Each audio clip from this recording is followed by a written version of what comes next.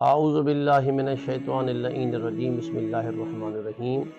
آج ہم قرآن کریم کی ایک عظیم آیت جسے آیت الکرسی کے نام سے یاد کیا جاتا ہے، ہم اس کے فضائل و مناقب و فوائد کو بیان کریں گے۔ سورہ مبارکہ بقرہ کی آیت نمبر 255، 256 اور 257 ان تین آیتوں میں آیت الکرسی کو بیان کیا گیا ہے۔ اس کے کافی سارے فضائل ہیں۔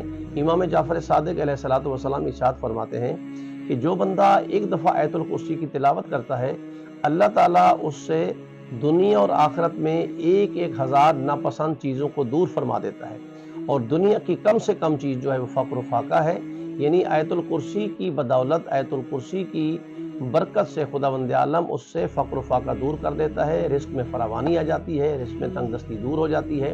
پھر فرماتے ہیں آخرت میں اللہ اسے عذاب قبر کو دور فرما دیتا ہے۔ اور اللہ کی جو کرسی کا لفظ کرسی کا بیان کیا گیا ہے کہ اللہ کی کرسی ایک ایسی کرسی ہے جس نے زمین و آسمان کو اپنے احاطے میں لیا ہوا ہے، اور اس کرسی کو 4 ملائکہ نے اٹھایا ہوا ہے۔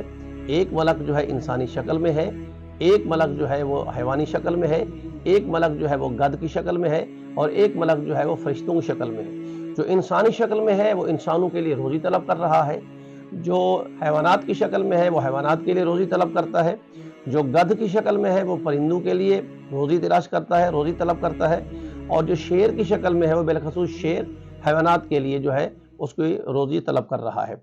اس کی جو فضائل و مناقب ملتے ہیں، سرکار دو عالم حضرت محمد مصطفیٰ صلی اللہ علیہ وآلہ وسلم ارشاد فرماتے ہیں کہ من قرأ آیت الکرسی عند منامہ لبعث اللہ الیہ ملکن یحرسہ حتی یصبح۔ فرماتے ہیں اگر کوئی انسان آیت الکرسی کی تلاوت رات کو کرتا ہے تو صبح تک اللہ کے ملک، اللہ کے فرشتے اس کی حفاظت کرتے رہتے ہیں۔ یعنی رات کو اگر اس کی تلاوت کر کے سو جائیں تو پوری رات اللہ کے فرشتے انسان کی حفاظت کرتے رہتے ہیں، اور اگر انسان دن کو تلاوت کرتا ہے تو دن کے آخری حصے تک جو ہے اور خداوند عالم کے ملائکہ جو ہے اس کی حفاظت کرتے رہتے ہیں۔ گھر سے نکلیں تو آیت الکرسی کی تلاوت کر کے نکلیں۔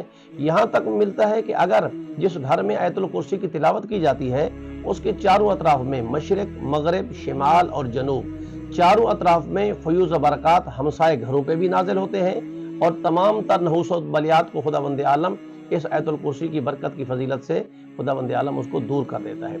اور اس کے بارے میں یہاں تک ایک روایت ملتی ہے، سرکار دو عالم ارشاد فرماتے ہیں کہ آدم علیہ السلام بشریت کا سردار ہے، میں مصطفیٰ صلی اللہ علیہ وآلہ وسلم انبیاء کا اور عرب کا سردار ہوں۔ پھر فرماتے ہیں علی اوصیاء کا سردار ہے، سلیمان فارس کا سردار ہے، صہیب روم کا سردار ہے۔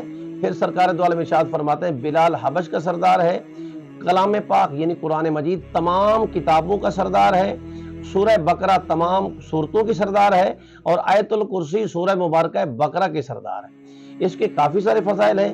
یہاں تک بھی ہے کہ اگر اسے پڑھ کر اپنے مرحومین کو ہدیہ کیا جائے تو اس آیت الکرسی کی بدولت خداوند متعال 40 نور کو انسان کی قبر میں نازل کرتا ہے، جو اس کی قبر کو روشن اور منور کر دیتے ہیں۔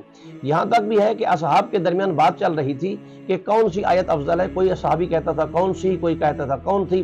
اچانک میرے مولا علی حضرت علی ابن ابی طالب علیہ السلام تشریف لائے تو میرے مولا نے فرمایا کہ کیا تم سورہ مبارکہ بقرہ کی آیت الکرسی کو بھول گئے ہو؟ یعنی آیت الکرسی تمام آیتوں سے افضل ترین آیت ہے۔ پھر اس کے جہاں اور فضائل ہیں وہاں اس کے فوائد بھی ہیں، اور اس کے وہاں جو ہے عملیات اور نمازوں میں بھی اس کا ذکر پایا جاتا ہے۔ آیت الکرسی کے بارے میں یہ ہے کہ جب انسان اسی دنیا سے چلا جائے، یعنی جب میت مرنے والے کی پہلی قبر کی رات آئے تو اس پہلی رات میں 2 رکعت نماز پڑھی جاتی ہے جسے ہدیہ میت کہتے ہیں، فشار قبر کے لیے فائدہ مند ہوتی ہے۔ اس کی پہلی رکعت میں الحمد کے بعد آیت الکرسی پڑھی جاتی ہے، اور دوسری رکعت میں الحمد کے بعد 10 دفعہ ان انزلناہ فی لیلۃ القدر کی تلاوت کی جاتی ہے۔ سوال یہ ہوتا ہے کہ آیت الکرسی کہاں تک ہے؟ کچھ فرماتے ہیں کہ وَهُوَ الْعَلِيُّ الْعَظِيمُ تک ہے، اور کچھ احباب کہتے ہیں کہ نہیں بلکہ یہ کمپلیٹ ہوتی ہے ہم فیہا خالدون تک۔ تو اس کے کافی سارے فوائد ہیں۔